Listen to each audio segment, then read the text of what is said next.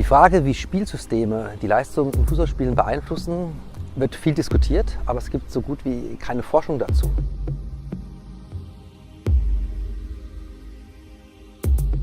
Natürlich ist es mit die wichtigste Waffe eines Trainers, wenn er das Spielsystem verändert. Aber die Rolle und den Einfluss auf den Prozess, auf die Wirksamkeit und die Effektivität ist bislang noch nicht geklärt.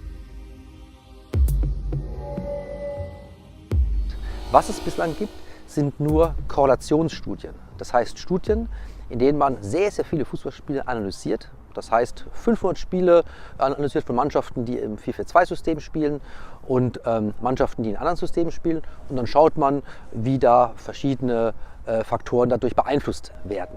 Auf die Plätze, fertig und los! Wir sind jetzt die Ersten, die ein Experiment machen. Das heißt, wir versuchen, Wirkungszusammenhänge aufzudecken. Wir untersuchen, welchen Einfluss die Manipulation auf die Leistung dann auf dem Spielfeld hat.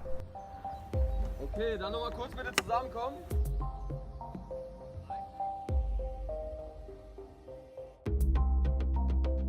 Wir erheben mit unserem System, was von der Firma Kinexon stammt, Positionsdaten. Das sind die X-Y-Koordinaten des Spielers und des Balles. Und diese Daten können wir, was einfach ja nur Zahlen sind, jetzt viel einfacher Analysetools zugänglich machen, einfacher als Videodaten. Und diese können jetzt sehr schnell Muster erkennen in diesen Daten oder Key Performance Indizes berechnen.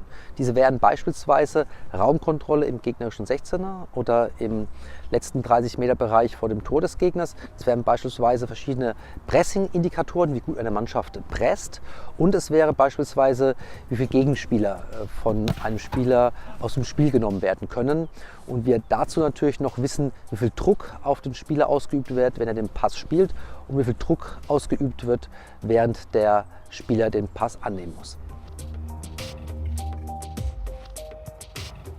Also wir spielen gerade ein 3 gegen 3, jetzt mit der Einschränkung, dass nur mit dem schwachen Fuß gespielt werden darf.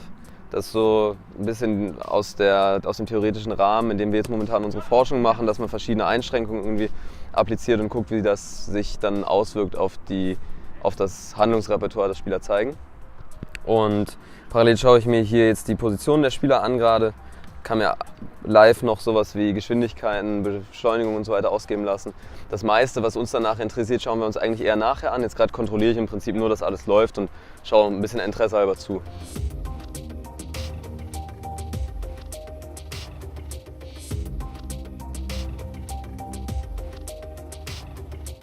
Wir versuchen auch in Kleinfeldspielen Kreativität bewertbar zu machen. Und das gibt es jetzt so noch nicht. Es wird eher durch Menschen bewertet.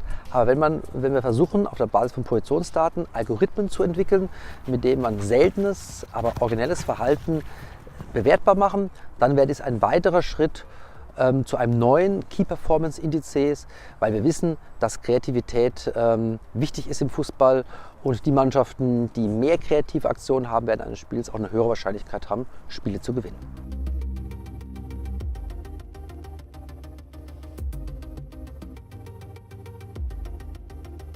Was wir hier auch können, ist, dass wir wirklich auch 11 gegen 11 spielen können.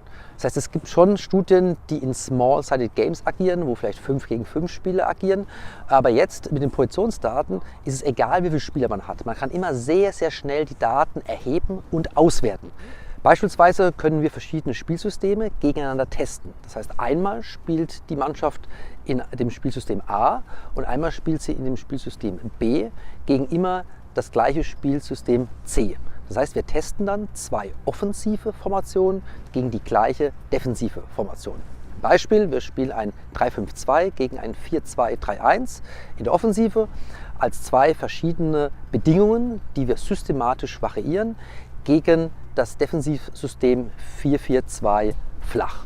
Und jetzt schauen wir uns an, welche Parameter sich da wie verändern. Das heißt, welche Key Performance Indizes sich dadurch verändern. Und das können wir dann analysieren und darauf können wir dann unsere Hypothesen, die wir im Vorfeld aufgestellt haben, bestätigen oder widerlegen. Wir glauben, dass wir mit diesen Experimenten nun auch zum ersten Mal in der Lage sind, Ideen von Trainern, Praxismeinungen, taktische Prinzipien, taktische Grundordnungen zum ersten Mal systematisch wissenschaftlich zu untersuchen. Das heißt auch wirklich im Vorfeld Annahmen aufzustellen und die dann auch sehr, sehr schnell untersuchen zu können. Weil dieses Experiment, wenn das gelaufen ist, ist im Idealfall 2 Stunden später die Ergebnisse da und die können wir dann direkt auswerten.